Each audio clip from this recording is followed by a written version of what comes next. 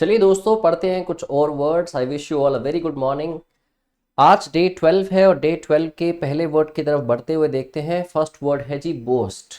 Boast जो कि parts of speech में देखें तो एक वर्ब है। इसी से ही एडजेक्टिव्स भी बनते हैं। एडजेक्टिव क्या बनता है इसका? बोस्टफुल। दोस्तों, बोस्टफुल एक ऐसा पर्सन होता है जो बड़ा ही प्राउड पर्सन होता है, जिसको खुद पे बहुत ज्यादा घमंड होता है, ठीक है। और वो अपनी ही मुंह मियाँ मिट्ठू बनता रहेगा, हर बार अपनी अचीवमेंट्स, अपनी अकॉम्प्लिशमेंट्स गिनाएगा जब भी उसकी बात किसी से भी होगी। और ऐसे काफी लोग आपके आसपास हो सकते हैं, राइट। तो बोस्ट करने का मतलब क्या होता है? अपनी तारीफ करना या फिर अपनी अचीवमेंट्स गिनाना, अपनी अकॉम्प्लिशमेंट्स को गिनाना, ठीक है, अपनी तारीफ किए जाना। तो टॉक विद प्राइड, प्राइड के साथ, अहंकार के साथ बात करना अबाउट समथिंग वन पोजेसेस, जो उसके पास है और जो फिर या फिर उसने अचीव कर रखा है, ठीक है। इसके लिए इडियम भी आता है, to blow one's own trumpet, जिसको हम कहते हैं अपने बाजे बजाना, अपने मुंह मियाँ मिट्ठू बनना। इसी को हम कहते हैं टू टूट one's own horn. Meaning same है, अपने बाजे बजाना मतलब अपनी तारीफ करना, ठीक है। और ऐसा करने वाले पर्सन को हम क्या कहते हैं? Boastful person. करता क्या है वो? बोस्ट करता है, ठीक है। ब्रैक करते हैं कई लोग, फ्लॉन्ट, शो ऑफ करना या एग्जैजरेट करना, चीजों को बढ़ा चढ़ा के बोलना, ठीक है। ऑपोजिट वर्ड्स, जो लोग शांत रहते हैं, जो चीजों को छुपा के रखना पसंद करते हैं, जो अपनी ज्यादा अचीवमेंट्स अकॉम्प्लिशमेंट्स गिनाते नहीं है, कंसील करके रखते हैं, अंडरस्टेट करते हैं, मतलब किया ज्यादा काम है लेकिन उसको कम दिखाएंगे, थोड़ा दिखाएंगे, डाउन प्ले करेंगे थोड़ा, ठीक है। ये इसके ऑपोजिट वर्ड्स हो गए। तो ही बोस्टेड अबाउट हिज अचीवमेंट्स, उसने अपनी अचीवमेंट्स के बारे में खुल के बताया, सबको हवाबाजी की, फ्लॉन्ट किया in front of his colleagues. हो सके तो ऐसे दोस्तों, ऐसे लोगों से बच के रहिएगा, ठीक है, क्योंकि आपके सुनने वाले नहीं है कभी। नेक्स्ट वर्ड है autonomy. Autonomy is a noun. देखो, ऑटो का मतलब आपको पता ही है, जो चीज अपने आप काम करती है, ठीक है। तो ऑटो, ऑटोक्रेसी वर्ड भी होता है। ऑटो जिसमें बात होती है किसी एक इंडिविजुअल की, ऑटो के साथ क्रेसी लगाते हैं तो क्रेसी इज गवर्नमेंट। तो ये बनता है government run by one individual. जब एक ही पर्सन पूरी की पूरी गवर्नमेंट चलाए, पूरा रूल चलाए, उसको ऑटोक्रेसी कहते हैं। तो ऑटोनॉमी का मतलब क्या है? सेल्फ गवर्नेंस, जब चीजें हम खुद के हिसाब से करते हैं। जैसे आज हम ऐसी कंट्री में रहते हैं जहाँ ऑटोनॉमी नहीं है, ठीक है। हम लोग, सरकार जो भी रूल्स पास करती है, लॉस बनाती है, रेगुलेशंस बनाती है, एक्ट पास करती है, उसके अकॉर्डिंगली हमें एक्ट करना होता है, ठीक है। तो सेल्फ गवर्नेंस या फिर इंडिपेंडेंस। हाँ, अगर भारत की बात करें, इंडिया की बात करें, तो इंडिया में अपने आप में ऑटोनॉमी है कि बाकी कंट्रीज के नीचे सप्रेस होकर काम नहीं कर रहा, ठीक है। तो इंडिया में ऑटोनॉमी है, हमारे इंडिविजुअल्स के लिए नहीं है, ठीक है। तो इंडिया ऑटोनॉमी इंडिया में है, मतलब इंडिया किसी भी कंट्री के अधीन होकर काम नहीं करता, उनसे ऑप्रेस्ड या सप्रेस्ड नहीं है, ठीक है। तो सेल्फ गवर्नेंस और independence specially in political, personal और ऑर्गेनाइजेशनल कॉन्टेक्स्ट्स। जैसे पॉलिटिकल कॉन्टेक्स्ट में मैंने कहा कि इंडिया में ऑटोनॉमी है, पर्सनल कॉन्टेक्स्ट में भी अगर ये चीज आपकी लाइफ में आ जाए कि अपने फैसले आप खुद ले पा रहे हैं, किसी की राय के बिना या फिर किसी के ऑपरेशन या किसी के दबाव के बिना, तो आप भी ऑटोनॉमी को फॉलो कर रहे होंगे, ठीक है। सिनोनिम्स हैं सॉवरेनिटी, हम सॉवरेन कंट्री के नागरिक हैं, ठीक है, जहां किसी को इंडिपेंडेंटली फैसला लेने का अपना अधिकार है। बट आज अगर हम बीइंग इंडिविजुअल बात करें, तो जैसे कई बार हमारे फैसले हमारे पेरेंट्स पे डिपेंड करते हैं, हमारे टीचर्स पे डिपेंड करते हैं, या फिर हमारे आइडल पे डिपेंड करते हैं, या हमारे सिबलिंग्स पे डिपेंड करते हैं, तो हम कंप्लीटली सॉवरेन पर्सनली नहीं है शायद, ठीक है। बट सॉवरेनिटी मीन्स लिबर्टी या इंडिपेंडेंस, पूरी तरह की क्या? फ्रीडम, जिसको हम कहते हैं ऑटोनॉमी, ठीक है। और ऐसी सरकार को कहते हैं ऑटोनोमस। तो ऑटोनोमस गवर्नमेंट कौन होगी? जो ऑटोनॉमी को फॉलो करती है, जो इंडिपेंडेंट हो, सोवेरेंट हो। एंटोनिम्स है डिपेंडेंस, उल्टा हो गया कंट्रोल, किसी का कंट्रोल है आपके ऊपर, या कंस्ट्रेंट है आपके ऊपर, मतलब कुछ दबाव है, ठीक है, कुछ बंधन है, राइट।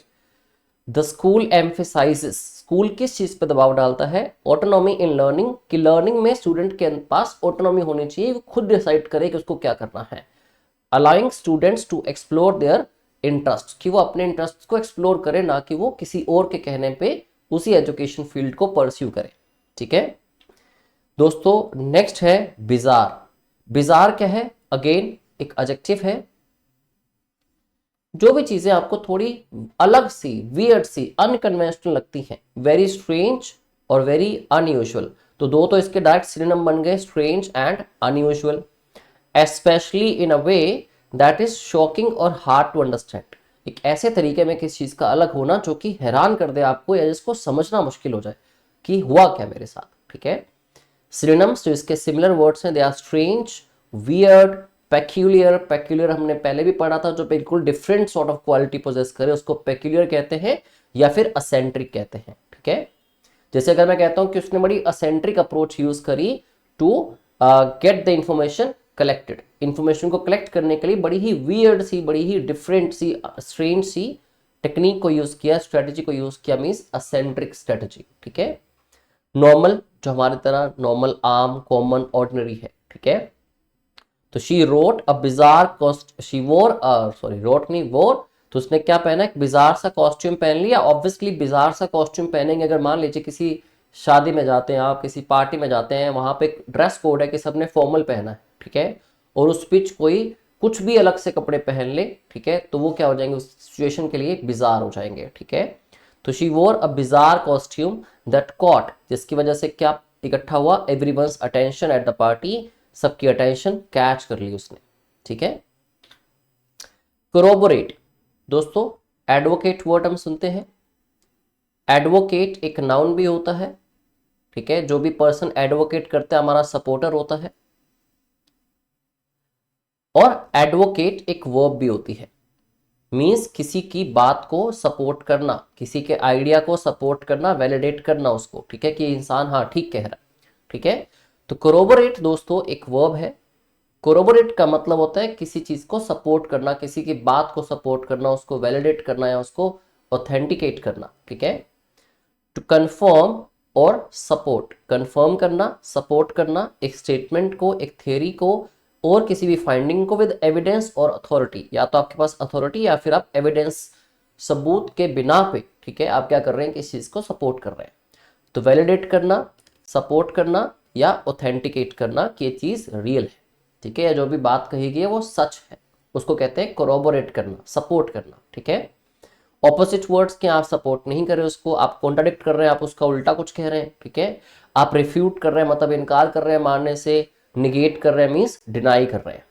तो डिनाई मतलब इनकार करना, निगेट करना या रिफ्यूट करना, ठीक है। कॉन्ट्राडिक्ट करना, उसकी उल्टी स्टेटमेंट यूज कर देना, ना कि उसके सपोर्टिव स्टेटमेंट यूज करना।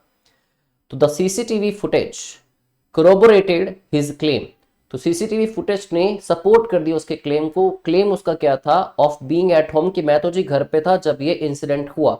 तो वो मान नहीं रहे थे, बात पे विश्वास नहीं हो रहा था, सीसीटीवी फुटेज के अंदर आ गया कि वो पर्सन तो उस टाइम पे घर पे ही था। तो सीसीटीवी फुटेज ने उसकी कही बात को कोरोबोरेट किया, सपोर्ट किया, ठीक है। The next word is बिसीच। बिसीच दोस्तों एक वर्ब है, किसी से भी किसी चीज की भीख मांगना कह सकते हो, या फिर उसके आगे रिक्वेस्ट करना बहुत ज्यादा किसी चीज के लिए। To ask someone urgently and fervently, दोस्तों फर्वेंट वर्ड मैंने आपको पढ़ाया था पीछे। फर्वेंट का मतलब होता है एंथुसियास्टिक या पैशनेट।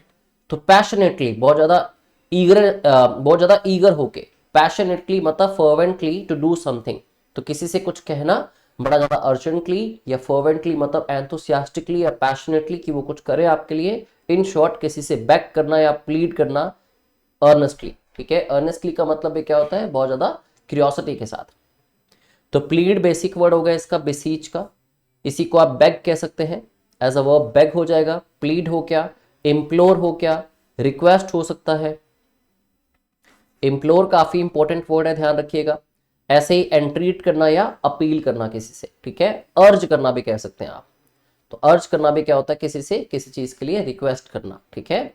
उल्टा किसी को आप ऑर्डर दे रहे हैं, ठीक है, उसको आप कमांड दे रहे हैं rather than making a request. Demand कर रहे हैं किसी चीज की, कमांड दे रहे हैं उसको, या फिर रिफ्यूज कर रहे हैं कुछ भी ऐसा करने से जो दूसरे पर्सन ने कहा है, ठीक है। तो इसके exact opposite words, contrary words होंगे, एंटोनिम्स होंगे।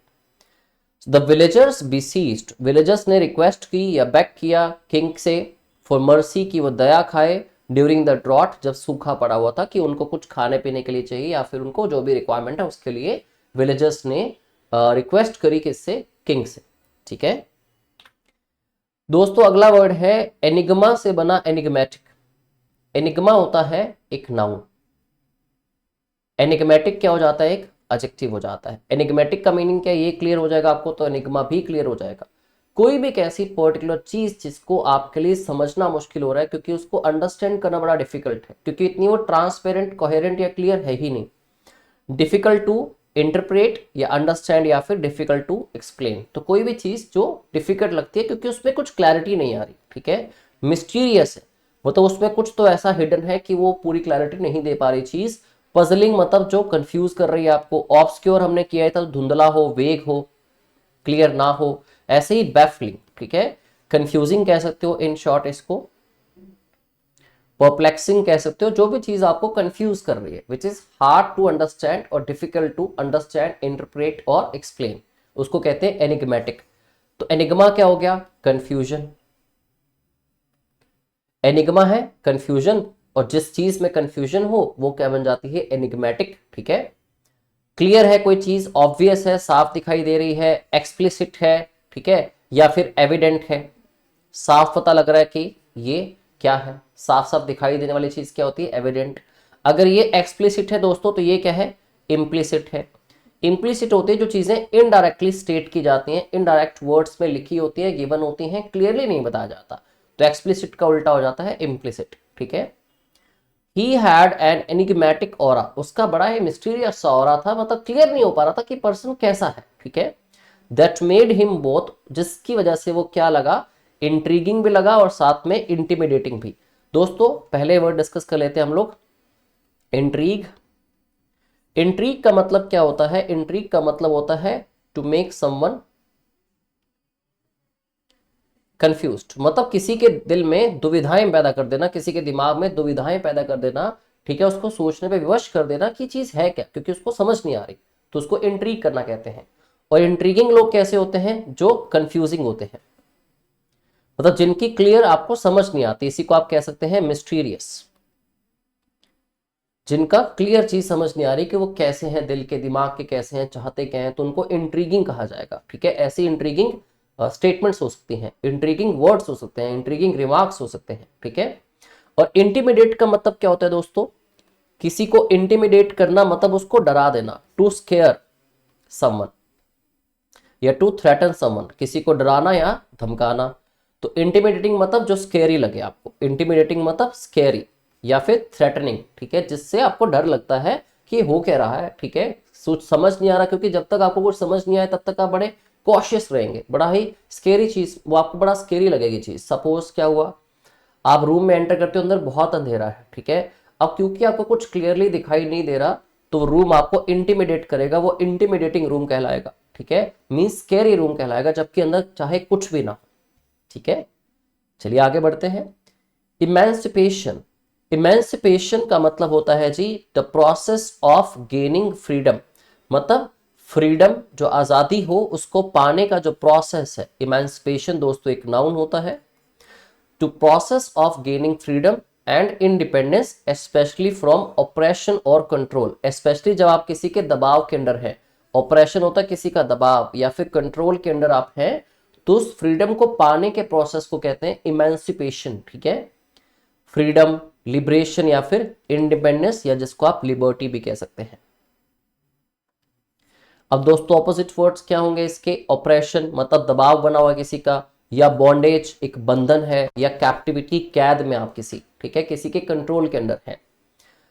Abraham Lincoln is remembered for, उनको किस चीज के लिए याद रखा जाता है? For his role in the emancipation, उनका जो रोल था फ्रीडम दिलाने में, किसको? ऑफ स्लेव्स, जो स्लेव्स थे इन द यूनाइटेड स्टेट्स, ठीक है। तो जो लोग बंदी बने हुए थे उनको छुड़वाने का जो प्रोसेस होता है इमेंसिपेशन, उसमें उनका हाथ था, इसलिए उनको इस नाम से या इस तरह से उनको याद रखा जाता है, ठीक है, अब्राहम लिंकन को।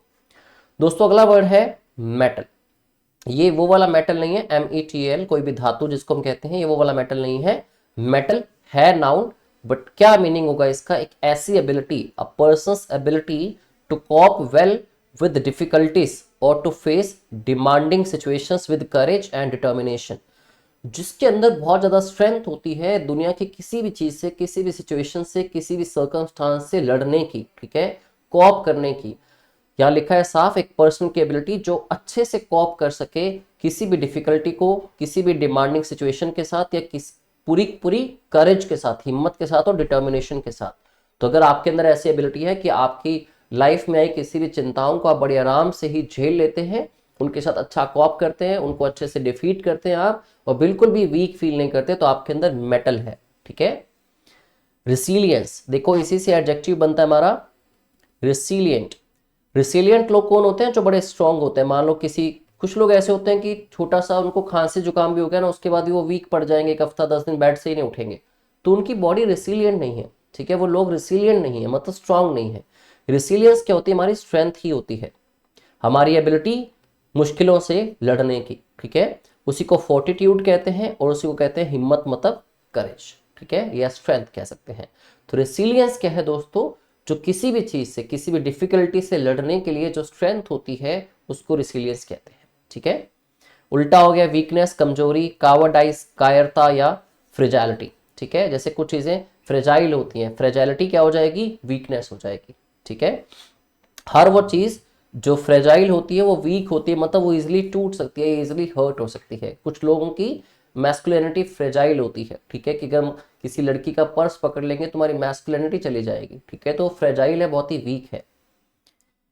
Facing the challenges of life, life के साथ, लाइफ में जो चैलेंजेस आते हैं उनको फेस करना रिक्वायर्स, जिसके लिए किस चीज की जरूरत होती है? बोथ पेशेंस, एक तो सब्र की, दूसरा मेटल की, मतलब रेसिलियंस की, स्ट्रेंथ की, या फिर करेज, हिम्मत की।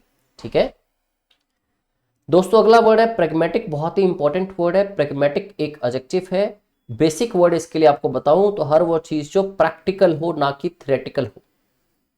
कुछ लोग क्या करते हैं? आर्म चेयर क्रिटिक होते हैं। आर्म चेयर क्रिटिक का मतलब होता है किताबें पढ़ी, किताबों में कुछ सीख लिया, खुद तो लाइफ में कभी किया नहीं, और लोगों को उपदेश देना स्टार्ट कर देते हैं। जब तक कि आप प्रैक्टिकली उस चीज को रियलिटी में खुद गो थ्रू ना कर ले, तब तक किसी को एडवाइस देना ठीक नहीं माना जाता। ठीक है, तो प्रैक्टिकल होना मतलब थ्योरेटिकल नहीं है, प्रैक्टिकल है कि उस चीज को करके देखा जा चुका है पहले। ठीक है, इन रियलिटी। तो डीलिंग विद थिंग्स रियलिस्टिकली, चीजों के साथ रियलिस्टिकली डील करना मीन्स प्रेगमेटिक अप्रोच को अपनाना, based on practical considerations rather than theoretical ones. तो दोस्तों इन शॉर्ट प्रैक्टिकल होता है, प्रैग्मेटिक का मतलब थ्योरेटिकल से उल्टा। ठीक है, प्रैक्टिकल कह लीजिए इसको आप, रियलिस्टिक कह लीजिए, रैशनल या लॉजिकल। ठीक है, कि कोई लॉजिक है इसके पीछे, रीजनेबल है ये चीज। रीजनेबल भी कहते हैं जिसके पीछे कोई रीजन है कि ये क्यों हुआ, ना कि थ्योरी के हिसाब से कुछ भी बोल दिया। ठीक है, ऑपोजिट है आइडियलिस्टिक, थ्योरेटिकल या फिर विजनरी, जो आपने बस सोचा है, जिसको आप इमेजिनरी भी कह सकते हो। ठीक है दोस्तों, सेंटेंस पढ़ लीजिए। द मैनेजर्स प्रेगमेटिक डिसीजन, उसका जो प्रैक्टिकल डिसीजन था, अपने एक्सपीरियंस के साथ उसने प्रैक्टिकली डिसीजन लिया जो help the company recover from losses quickly. ठीक है, ऐसे नहीं उसने किसी भी कहने पे, किताबी बातों पे विश्वास करके एक डिसीजन लिया, प्रैक्टिकल डिसीजन था जो उसके अपने एक्सपीरियंस के बेसिस पे लिया होगा। ठीक है दोस्तों, अगला वर्ड है प्रोक्लेम। प्रोक्लेम एक वर्ब होती है, किसी भी चीज को ऑफिशियली अनाउंस कर दिया आपने, डिक्लेयर कर दिया या फिर उसको ब्रॉडकास्ट कर दिया। ठीक है, टू अनाउंस और डिक्लेयर समथिंग पब्लिकली, पब्लिक के सामने, और officially, specially in a formal way. ठीक है, उसको प्रोक्लेम करना कहते हैं, ब्रॉडकास्ट करना, पब्लिसाइज करना या फिर डिक्लेयर कर देना। ठीक है, ऑपोजिट वर्ड्स क्या होंगे? सप्रेस, आपने दबा लिया उस चीज को, कंसील कर लिया मतलब छुपा लिया, कंसील का मतलब हाइड होता है, या रीप्रेस करना भी होता है, दबा लेना किस चीज को। ठीक है, उसको पब्लिक मत होने देना, पब्लिसाइज ना करना है उसको, पब्लिक में मत आने देना उस चीज को। ठीक है, the banner outside the store, जो स्टोर के बाहर का बैनर है, प्रोक्लेम्ड, वो क्लियरली डिक्लेयर किया उसने, डिक्लेयर्ड या अनाउंस्ड, क्या किया जी? A huge sale on electronics. तो जो बाहर बैनर्स लगे होते हैं, किसी की आप ऑफिशियल पोस्ट देखते हो जिसमें कुछ भी ऑफर कर रहे हैं वो, तो वो डिक्लेयर कर रहे हैं, वो प्रोक्लेम कर रहे हैं, अनाउंस कर रहे हैं जो भी चीज आप तक पहुंचाना चाहते हैं। ठीक है दोस्तों, तो आज के कुछ इतने वर्ड्स थे। आई होप बहुत अच्छे से आप वोकैबुलरी को इंप्रूव कर रहे हैं, और ये वर्ड्स आप डेली लाइफ के अंदर किसी न्यूज़पेपर, तो किसी वेब सीरीज, तो किसी बुक या किसी नॉवल में देख रहे होंगे अगर आपने पढ़ लिया है तो। थैंक यू वेरी मच, मुलाकात होगी आपसे नेक्स्ट वीडियो के अंदर। ओके।